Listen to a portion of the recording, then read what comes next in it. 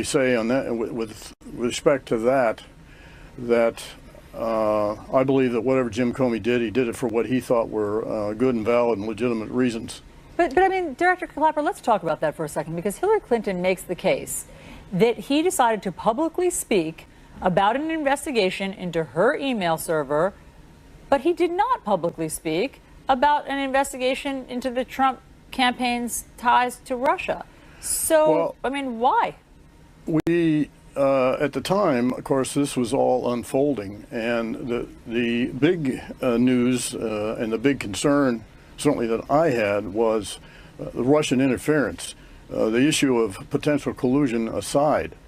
And we did go public with that, I thought, fairly authoritatively on the 7th of October about what the Russians were doing.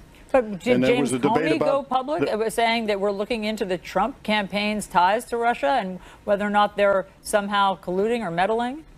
Well, that didn't unfold, at least in a way it was visible to me, until much later. In fact, predominantly after I left the government.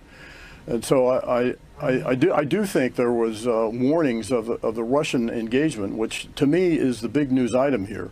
And just as she would assert that Jim Comey's actions changed history, I could assert, actually I think it had a bigger effect, although there was no way to measure it, no way to measure it in either case, that what the Russians did, the totality of their interference, also had profound impact on the election. The problem is there's no way to measure or gauge either assertion. Well, I mean, she's saying that there is a way to measure it, because she's saying that the polls dipped substantially after James Comey went public, or sent the letter, at least to Congress, about the reopening, if that's the right word, of the emails that were on possibly Anthony Weiner's laptop that ended up there being nothing there. And she says that she saw data where the polls showed that that really hurt her.